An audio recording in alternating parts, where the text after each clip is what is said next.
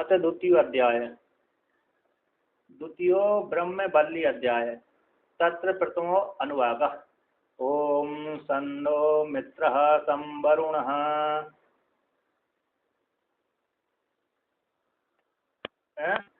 ओम सन्नो मित्रः सं वरुणः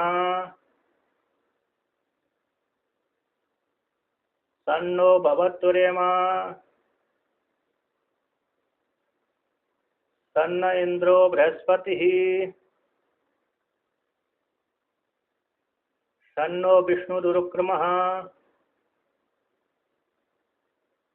नमो ब्रह्मणे नमस्ते वायो त्वमेव प्रत्यक्षं ब्रह्मासि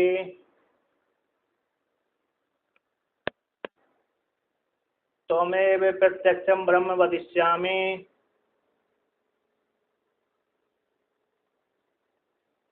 ऋतं वदिष्यामि सत्यं वदिष्यामि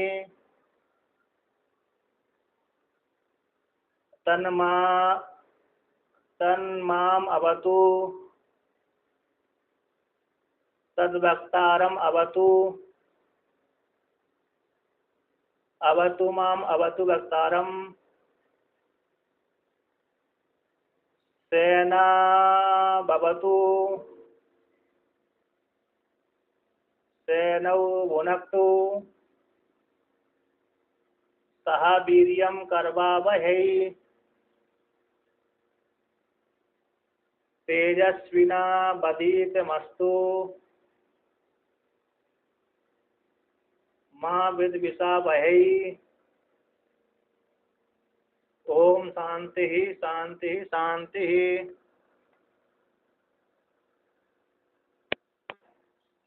तन्नो मित्रः सं वरुणा।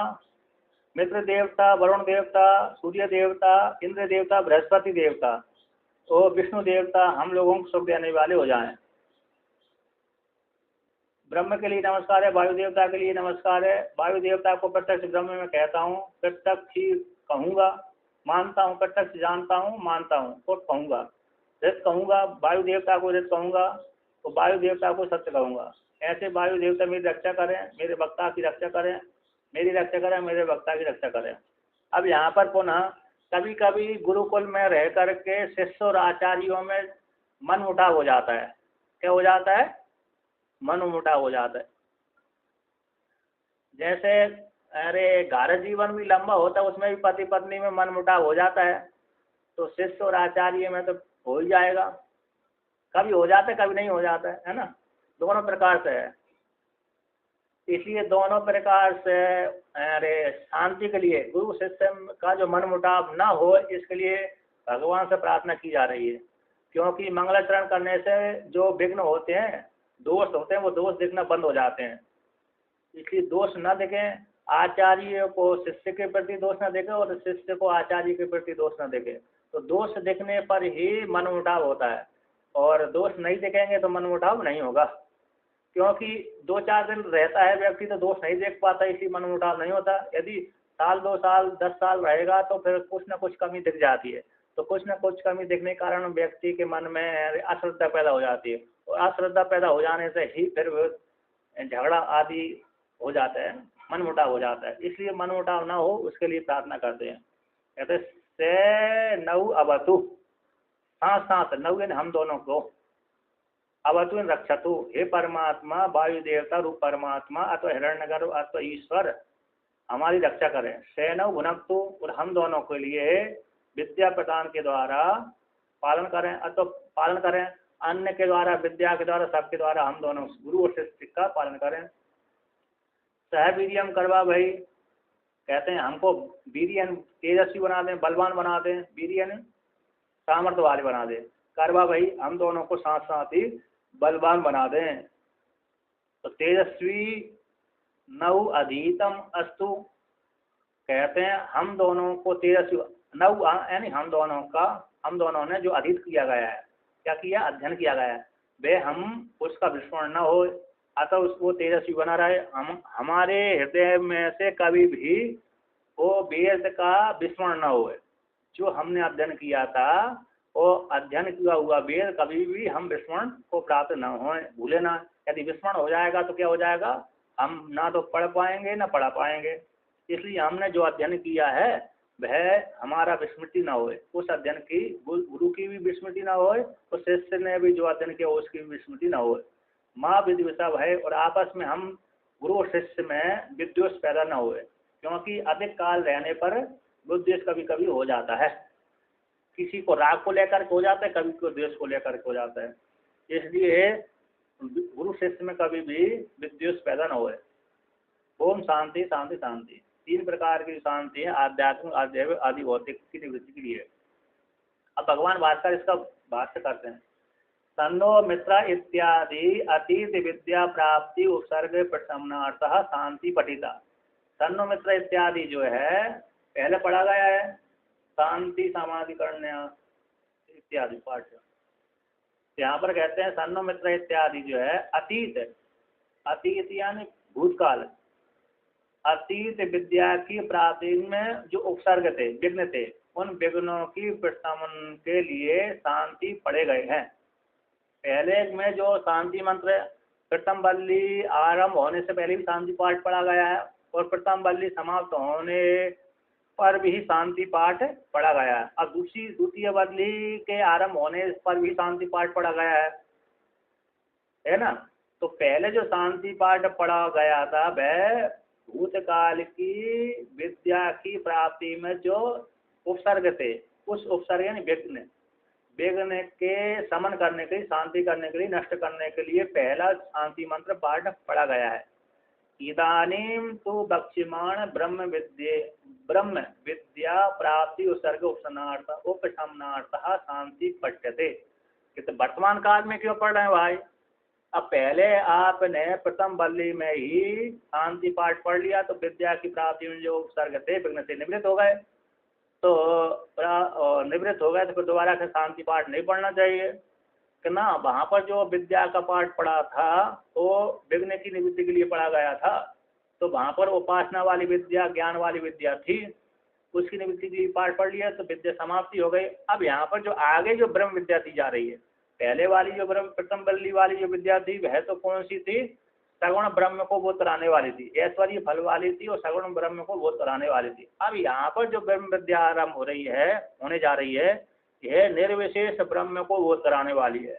तो निर्विशेष ब्रह्म को बोध कराने के लिए कराने वाली विद्या है, उसमें विघ्न ना आए, उसमें विघ्न की प्राप्ति ना हो, इसके लिए शांति पाठ का आरंभ किया गया, शांति पाठ पढ़ा गया है। कहते वर्तमान इदानीं वर्तमान काल में तू बक्ष्यमाण ब्रह्म विद्या जो आगे कही जाने वाली है अगले मंत्र के द्वारा, अगली किसके द्वारा? बल्ली के अगली अनुवाद के द्वारा।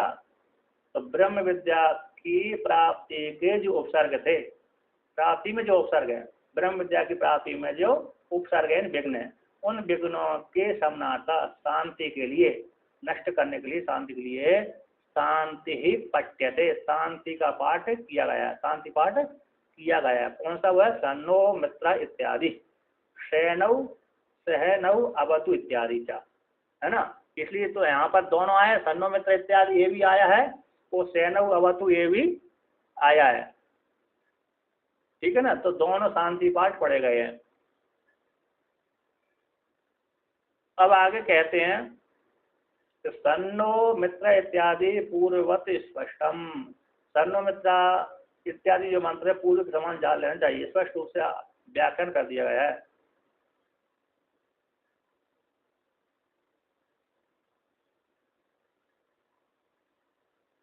अब यहाँ पर कहते हैं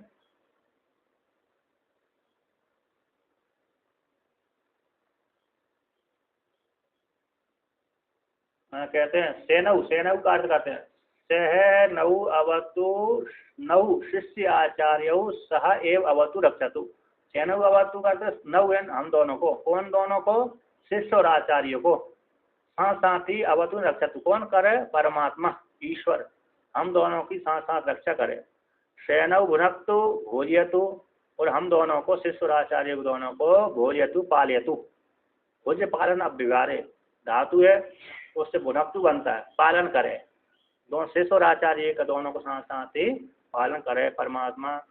सवीर्यम विद्यादि निमित्तम सामर्थ्यम करवा वही निर्वर्ते या वही।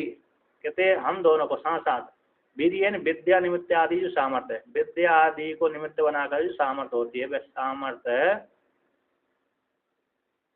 तो यहाँ पर आदि शब्द कहीं कहीं पर है, कहीं पर नहीं है। किसी किसी पुस्तक पाठों में ये आदि शब्द नहीं आता, किसी किसी जगह में आदि शब्द आता है। तो विद्या आदि निमित्त जो सामर्थ्य वह सामर्थ्य, उस सामर्थ्य को हम दोनों को प्रदान करें, निर्वर्तन हो। परमात्मा हमको क्या कर निर्वर्तन कर दे, निर्वर्त्या वही निर्वर्तन करे यानी प्राप्ति हो जाए, विद्या आदि की प्राप्ति में सामर्थ्य बनी रहे। तेजस्वी नौ आवयो तेजस्विनोर अधीतम सुअधीतम अस्तु। कहते हैं तेजस्वी बना, तेजस्वी रहे हम, नौ यानी हम दोनों, आवय हम दोनों का जो तेजस्वी नौ, हम दोनों तेजस्वी बने रहे। यानी अधीतम हम दोनों जो अध्ययन किया है, हम दोनों ने जो अध्ययन किया था, वेद का स्वाध्याय किया था, अध्ययन किया था, वह अध्ययन हमारा विस्मरण न हो यानी बना रहे। दोनों ने नौ यानी हम दोनों का, आवय दोनों में, दोनों का तेजस्वी नौ अधीतम, दोनों ने जो अध्ययन किया था वह हमारा तेजस्वी अधीत जो था विद्यार्थी में तेजस्वी रहे, बनी रहे यानी विस्मृति ना हो, है कि नहीं। हमने जो अध्ययन किया था उसकी विस्मृति कभी ना हो। यानी अर्थ ज्ञान योग्यम अस्तित्व, हम कैसे हो जाएं, तेजस्वी का अर्थ कर दिया अर्थ ज्ञान के योग्य हो जाएं, अर्थ ज्ञान को जानने वाले हो जाएं। अर्थ ज्ञान योग्यम अस्तित्व यानी विशेष रूप को जानने वाले हो, विशेष अर्थ के ज्ञान को जानने वाले हो जाएं, अतो जानने में समर्थ हो जाएं, तेजस्वी बने रहें, हम उसकी विस्मृति ना हो और हम हर वस्तु हर विषय के जानने वाले हो जाएं, योग्य हो जाएं। कि माँ विद विषा बही यानी विद्या ग्रहण निमित्तम शिष्य आचार्य व प्रमाद कृताद अन्यायाद विद्युष प्राप्त से तच्च समनायम तत्समनाय इयम आशीर महाविद्विषा भई। कहते हैं माँ विद्विषा भई यानी विद्या ग्रहण को निमित्त बना करके, विद्या के ज्ञान को निमित्त बनाकर, विद्या ग्रहण के निमित्त बना करके शिष्य का और आचार्य में प्रमाद को लेकर के, क्योंकि विद्या के लिए ही, विद्या की प्राप्ति के लिए शिष्य आया है गुरु के पास में, तो 1 साल 2 साल रहेगा तो कभी कभी प्रमाद हो जाएगा। आचार्य कहता है मेरे पास में सुबह प्रातः काल पढ़ने आना, और शिष्य कहता है मैं जल्दी नहीं उठ पाता, है कि नहीं, तो जल्दी नहीं उठ पाएगा तो फिर मैं नहीं आऊँगा, तो फिर आचार्य नाराज हो जाएगा। सही है गलत? और क्या उठने, हाँ, तो सुबह उठने में आचार्य कहता, क्योंकि गुरुकुल में पहले नहीं,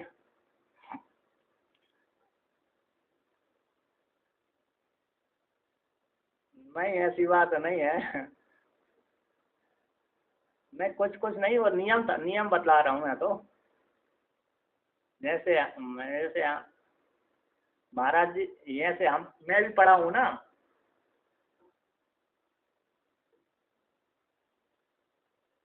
अध्ययन के काम तो सारे थे, खेती करना, भिक्षा लेने जाना, बाजार में जाना, जंगल में जाना, लकड़ी के लिए जाना, सारे कार्य शिष्य ही करते थे, है कि नहीं। विद्या भी, हाँ और क्या, नहीं तो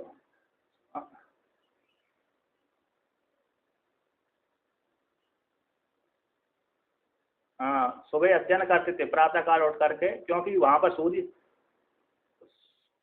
संध्या बंदन का नियम था कि सूर्य उदय होने से पहले संध्या बंदन कर लेना चाहिए, है ना। तो इसलिए संध्या बंदन के समय ही संध्या बंदन करके सूर्य उदय होने से पहले संध्या बंदन कर ली, फिर आचार्य की आज्ञा लेकर शाम को भी शाम को सूर्यास्त से पहले वहाँ पर दिया है कि सुबह की संध्या कब करना चाहिए, शाम को कब करना चाहिए, उत्तम मध्यम अधम को लेकर के वर्णन किया है। सुबह की जो संध्या होती है ब्रह्म मुहूर्त में, सारे रहते रहते सुबह जिसने संध्या वंदन कर ली वो उत्तम कहलाती है। सारे लुप्त हो गए, संध्या वंदन कर रहा है तो, और सूर्य भी इसका निकलने से लग रहा है तो मध्यम कहलाती है। और निकृष्ट हो सूर्य के सूर्य निकलने के बाद जो संध्या वंदन करता है वो निकृष्ट है, पूरी अधम।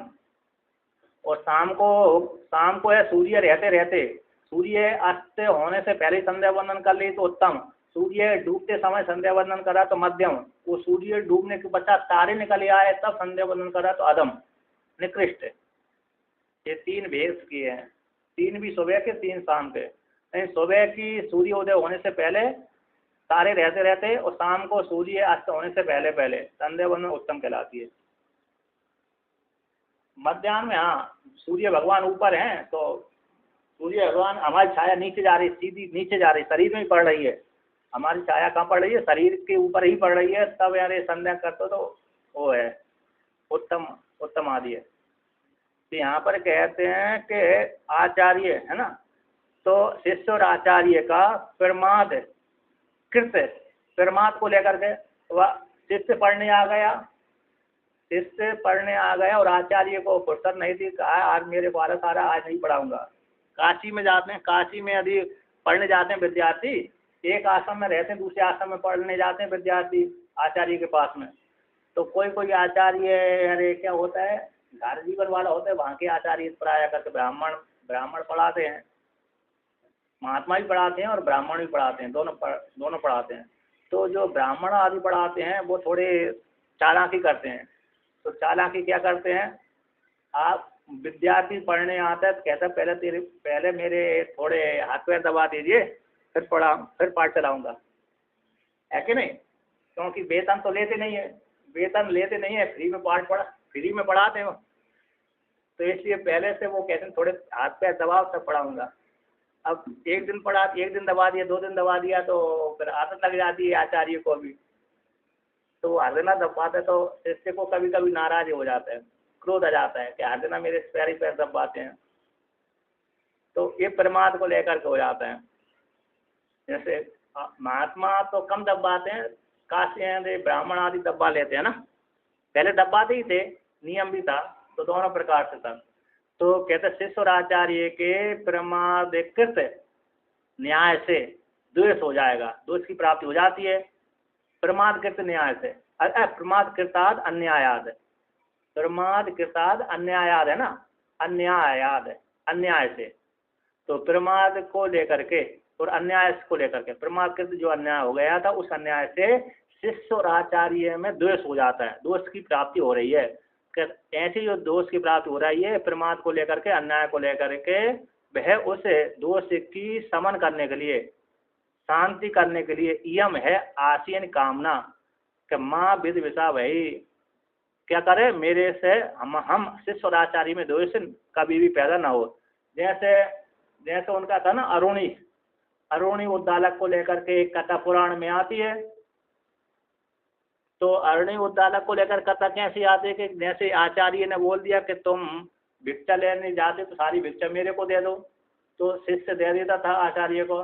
अब देखा कि आचार्य फिर पुनः लौटा के नहीं देता था, तो शिष्य ने कहा कि मैं तो भूखा ही मर जाऊंगा, दूसरे तो भिक्षा लेकर के एक पहली भिक्षा तो अरे आचार्य को दे देता था, दूसरी बार फिर भिक्षा मांगने चला जाता था, तो दोबारा फिर भिक्षा लाकर खा लेता था। तो आचार्य देखा ये तो कुछ बोलता ही नहीं है, मोटा तगड़ा भी है, तो इसका जीवन कैसे चल रहा है। तो आचार्य ने पूछा तो मैं तो तुम्हारी सारी भिक्षा ले लेता हूँ, फिर मोटे तगड़े कहाँ सो गए, तो मैं 2 बार भिक्षा मांगने चला जाता हूँ। तो उन्होंने कहा तुम तो गृहस्थों के ऊपर क्या डाल रहे हो, बाहर डाल रहे हो, इसलिए तुम ऐसा नहीं करना। तो अगली बार से फिर 2 बार भिक्षा मांगने नहीं गया। तो एक फिर क्या करने लगा, उसने युक्ति लगाई कि अरे गाय का दूध, जो गाय दूध पिला देती थी शिष्य को, देखा भूखा है शिष्य तो गाय दूध पिला देती थी, तो यार और उसने कहा कुछ दिनों के बाद देखा कि ये फिर हष्टपुष्ट है, अब क्या कर रहा है, भिक्षा तो नहीं लेता है, तो सारी भिक्षा मैं ले लेता हूँ इसकी। तो उसने पूछा तुम कैसे फिर हष्टपुष्ट हो रहे हो, कि मैं गाय का दूध पी लेता हूँ। तो गाय का दूध पी लेता हूँ, तो ऐसी कहा तुम तो बछड़े का दूध पीते हो, ऐसा नहीं करना। तो गाय का दूध पीना बंद कर दिया। अब इसके पश्चात फिर भूख प्यास आदि उसको लगती थी, तो क्या करती थी, जो गाय बगोल करती थी आदि, तो बगोल को पी लेता था फेन आदि, तो उसको पी लेता, तो उसको लेकर हृष्ट पुष्ट कुछ दिनों तक रहा। तो आचार्य ने पूछा फिर तुम क्या करते हो, अभी मैं तुम्हारी सारी भिक्षा ले लेता हूँ। तो गाय जो फैन करती है, बगोल आदि करती है, उसका जो फैन होता है, तो बछड़े का जो फैन होता है, बछड़ा जो दूध पीता है ना, उसका जो फैन होता है, उस फैन को मैं पी लेता हूँ। गाय गाय दोहन करते हैं, उस काल में बछड़ा जो पीता है दूध, तो फैन करता है, चूसता है, उसी दूध को पी लेता था। तो उसने कहा तुम बछड़ा अरे गाय आदि ही करुणा करके तुमको दूध पिलाती है, ऐसा नहीं करना। तो उसने फैन आदि सब पीना बंद कर दिया। तो एक दिन भूख लगी तो उसने किसको खा लिया, पला अरे इसका आके का पत्ता खा लिया भूख के मारे। तो धतूरा नहीं, आके का पत्ता खा लिया था उसने। तो आँख का पत्ता खा लिया तो उसको आँख ही फूट, मतलब दिखना बंद हो गया। धतूरे से दिखना बंद नहीं होता, आँख से वो आँख के पत्ते से हो जाता है। तो आँख का पत्ता खा लिया भूख के मारे, तो अंधा हो गया, अंधा हो गया तो जंगल में गया था। तो कुएं गड्ढे में जाकर गिर गया, कुआ वाल गड्ढे में। तो देखा, गुरुजी ने देखा शिष्य नहीं आया, तो ढूंढते ढूंढते गए। तो उसने आवाज़ लगाई कहाँ हो शिष्य, कहाँ हो शिष्य। उसने कहा मैं गुरुजी मैं इस गड्ढे में पड़ा हुआ हूँ। उन्होंने देखा तुम तो ये गड्ढे में गिरे कैसे हो गए, कि भूख के मारे मैंने आग का पत्ता खा लिया था, उससे मेरे दिखना बंद हो गया और गड्ढे में गिर गया। तो गुरु को बहुत करुणा आई उसके ऊपर, गुरु ने उसी समय आशीर्वाद दे दिया। तो उसके हृदय में अपने आप ही वेद प्रकट हो गए। तो वहां पर हो सकता है शिष्य को, यार इतनी परीक्षा लेने के पश्चात भी शिष्य को क्रोध हो जाए। तो कहते ऐसी ही शिष्य जो प्रमाद को लेकर के, न्याय आदि को लेकर के, तो ऐसी दोष न बने, इस शांति उसके लिए शांति पाठ किया गया है। इति तो माँ एव इतरम विद्वेषम आपद्या वहे, कि माँ न हो, इतर का इतर के साथ विद्वेष की प्राप्ति न हो। शिष्य आचार्य के प्रति द्वेष प्राप्त न करे और आचार्य शिष्य के प्रति द्वेष की प्राप्ति न हो। इन दोनों का, शिष्य और आचार्यों का भी विद्वेष आदि न हो। शांति ही शांति, शांति थी त्रिविजन, 3 प्रकार की शांति है उक्त अर्थ के लिए, आध्यात्मिक, आदेव आदि भौतिक के लिए। अब आगे कहते हैं बक्ष्यमाण विद्या विघ्न प्रशमनार्थम चय्यम शांति।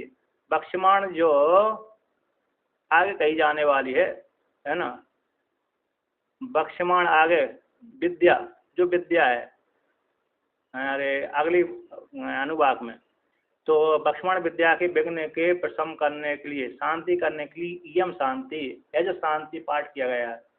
तेजस सन्नो मित्र आदि से लेकर तेजस्विनीता, तेजस्वी यानी सेना भवतु तक। अनेन अविघ्नेन आत्मविद्या प्राप्तिर आशास्यते, आशास्यते तन्मूलम ही परम श्रेय इति। कहते हैं विघ्न से रहित होकर के, अविघ्न के द्वारा ही आत्मविद्या की प्राप्ति होती है, बिना विघ्न के ही आत्मविद्या की प्राप्ति हो जाती। ऐसी आशास्ते, ऐसी इच्छा है, बिना विघ्न है ना, आशास्यते ईश्व आंग उपसर्ग पूर्वक है, सासु इच्छायाम, सासु जो धातु है इच्छा अर्थ में, तो विघ्न से रहते होकर आत्मविद्या की प्राप्ति की कामना करते हैं। तन्मूलम, तन्मूलम ही विद्या मूलम ही, किन मूलम, विद्या मूलक ही परम श्रेय प्राप्ति है कि नहीं। विद्या के द्वारा ही, आत्मविद्या के द्वारा ही कैसी होती है, परम श्रेय की प्राप्ति होती है। यानी आत्मज्ञान ही परम श्रेय का मूल कारण है। आत्मज्ञान, ब्रह्म ज्ञान ही, आत्मज्ञान ही परम श्रेय का कारण, अथवा आत्मज्ञान पूर्वक ही परम श्रेय की प्राप्ति होती है। तत्व है ब्रह्म विद्या ही मूल है किसकी, परम श्रेय की प्राप्ति में। अथवा यहाँ पर निर्विघ्नता पूर्वक आत्मविद्या की प्राप्ति की कामना इससे की गई है, इस मंत्र के माध्यम से।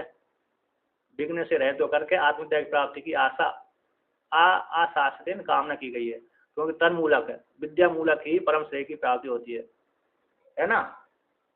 अब यहाँ पर आगे मंत्र आया है ना, आगे भाष्य है ना इसमें कि नहीं है।